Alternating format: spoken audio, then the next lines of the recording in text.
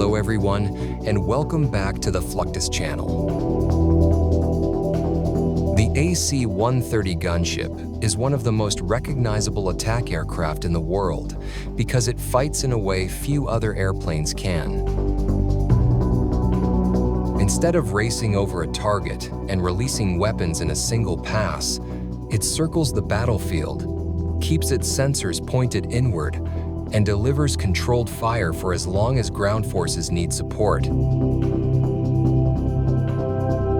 Built from the Cone 30 transport family, the gunship combines long endurance, heavy weapons, communications equipment, and a large mission crew inside one airborne firing platform. Different generations carried different weapons. Earlier, AC-130 variants became famous for combinations of 25mm, 40mm, and 105mm guns. Modern AC-130J Ghost Riders use a 30mm cannon, a 105mm howitzer, and precision-guided weapons. The smaller cannon provides rapid fire against vehicles in exposed positions, while the 105mm gun delivers a much heavier impact against hardened targets. The aircraft can also employ guided missiles or bombs when a target requires accuracy at greater distance. The mission begins on the ground with ammunition preparation. Crews inspect each round, confirm markings, and move ammunition toward the aircraft using loaders and handling equipment.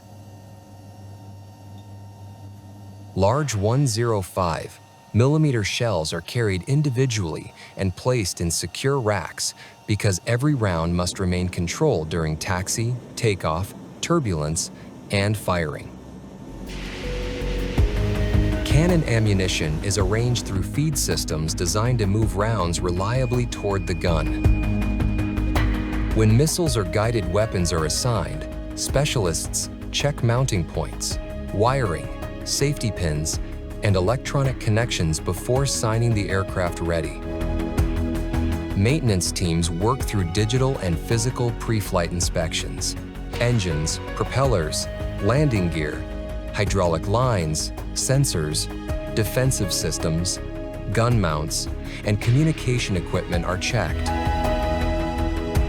Inside the aircraft, technicians power mission computers and confirm that navigation, fire control, electronic warfare, and sensor stations can exchange accurate information. A fault in one display or data link can affect the entire firing chain. So, specialists trace errors before the crew boards. The cockpit crew then starts the 4 turboprop engines, monitors temperatures and pressures, and taxis toward the runway. Once airborne, the aircraft climbs toward the operating area, while mission specialists prepare their stations. Sensor operators use infrared and electro-optical cameras to search the ground. Navigators manage position, timing, and airspace. Fire control specialists calculate the relationship between aircraft movement, target position, wind, range, and weapon trajectory. Electronic warfare operators watch for threats, while communications personnel maintain contact with forces below. The gunship normally establishes a left-hand orbit around the target, placing its side-firing weapons toward the center of the circle. Pilots keep the orbit smooth, while the mission crew builds a shared picture. Before firing, the target must be identified, friendly positions confirmed, and clearance received. The 30mm cannon fires in rapid bursts. The 105mm howitzer delivers a slower but far heavier strike, with recoil transmitted through the airframe. During RIMPAC sinking exercises, gunships have joined ships, submarines, and other aircraft attacking a decommissioned vessel. These events let crews practice real coordination against a full-sized maritime target while gathering data on weapon effects. The target is controlled, the range is cleared, and each participating unit receives a firing window. The AC-130 enters its orbit, tracks the ship, and fires while other forces remain safely separated. The gunship's reputation comes from this combination of patience and violence. It can remain overhead, observe changes, adjust aim, and support troops through a long engagement. Yet the aircraft is not invulnerable. Its size and orbiting pattern mean crews must understand enemy air defenses, weather, terrain, and escape routes. Success depends on choosing the right environment and maintaining constant coordination. After landing, weapons crews count remaining ammunition, inspect guns, clear feed systems, and record expenditure.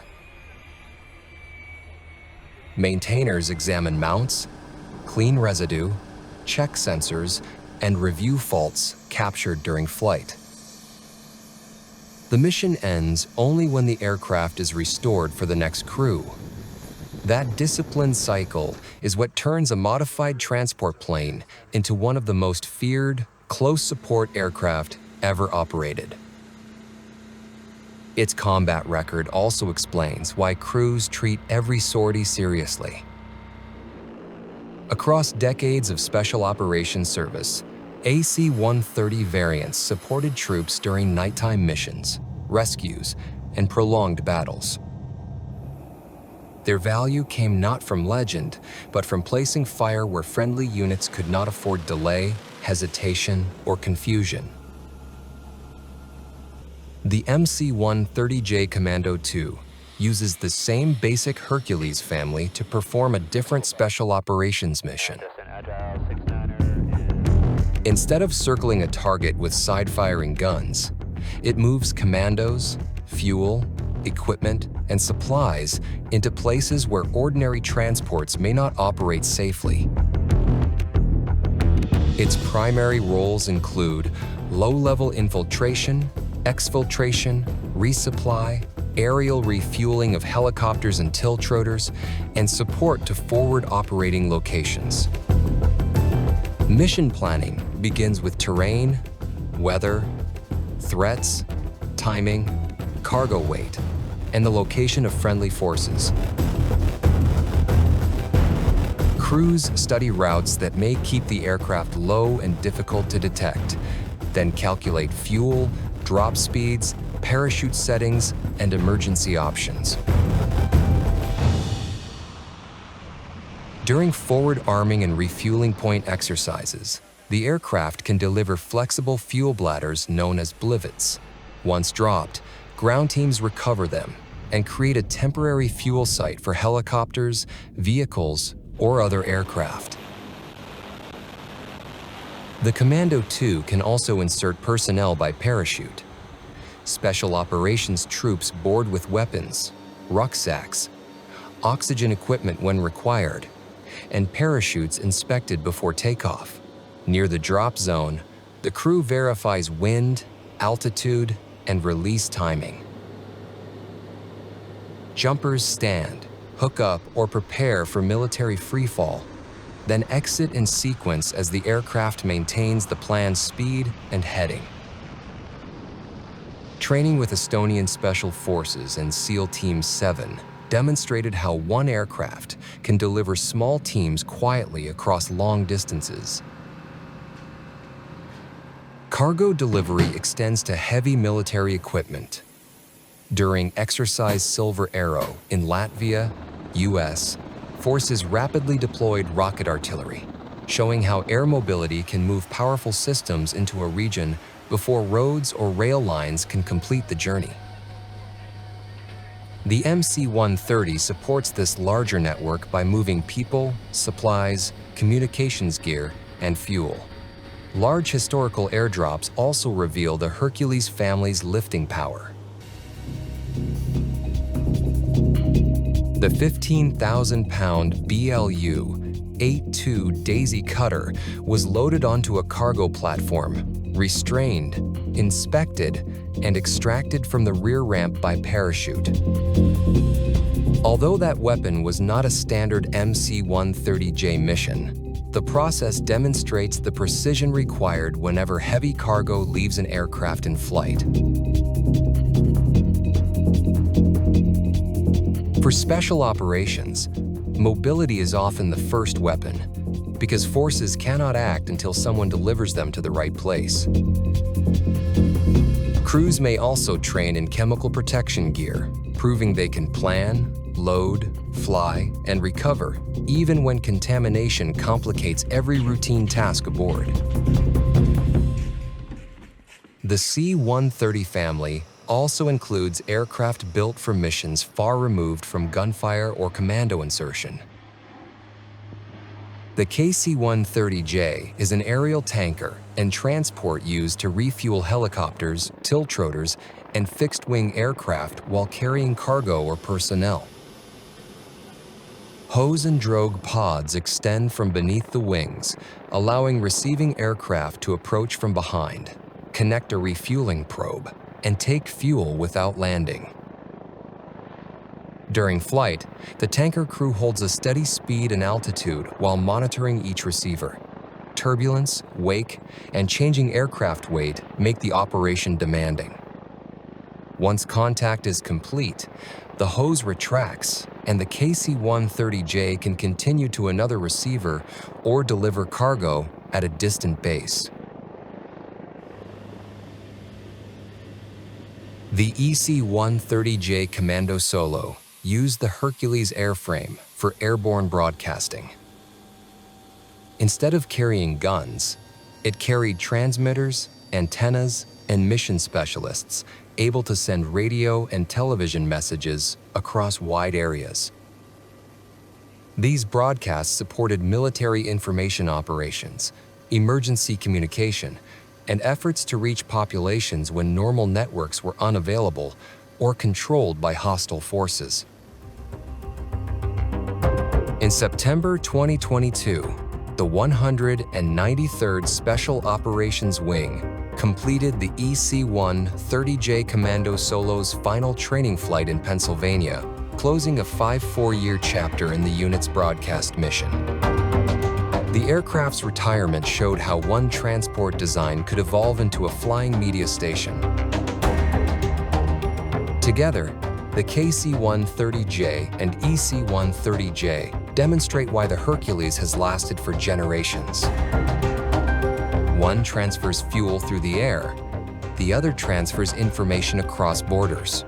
Both converted cargo aircraft endurance and interior space into specialized tools that supported demanding global missions without ever firing a single shot.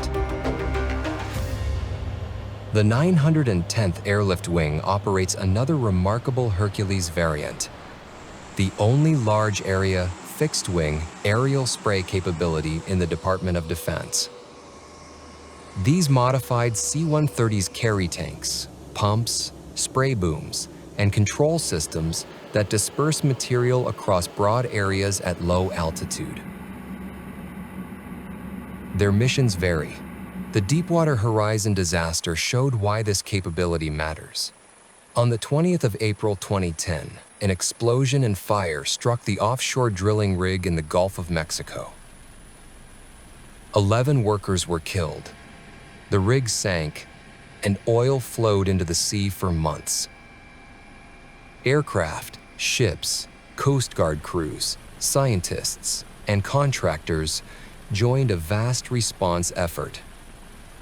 Before an aerial spray sortie, crews load approved dispersant or insect control material into the aircraft's internal tanks.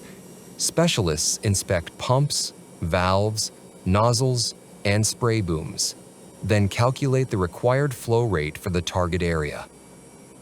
Pilots review weather because wind can carry droplets away from the intended zone. They also study obstacles, airspace, terrain, and safe escape routes for low-level flight. Over the Gulf, spray aircraft flew controlled patterns above oil slicks, releasing dispersant intended to break surface oil into smaller droplets. Each run required the crew to align with mapped sections, stabilize altitude and speed, activate the system, and stop the flow at the boundary. Ground and airborne teams tracked coverage to prevent waste or overlap. After Hurricane Harvey in 2017, the same wing supported mosquito control operations over affected parts of Texas. Floodwater created vast breeding areas where insects could multiply and increase public health risks. C-130's crews flew at night, when weather and insect activity supported effective treatment. Distributing insecticide across designated zones while avoiding restricted areas. These missions reveal the extraordinary range of the Hercules family. The AC-130 delivers concentrated fire. The MC-130 carries commandos and supplies. The KC-130 transfers fuel. The EC-130 broadcasts information, and the spray aircraft protects communities after disaster. One airframe becomes many machines because crews, equipment, and mission planning redefine what it can do. That is the end of this video. I hope you enjoyed it. Make sure to subscribe to this channel so you don't miss any of our new content. See you next time.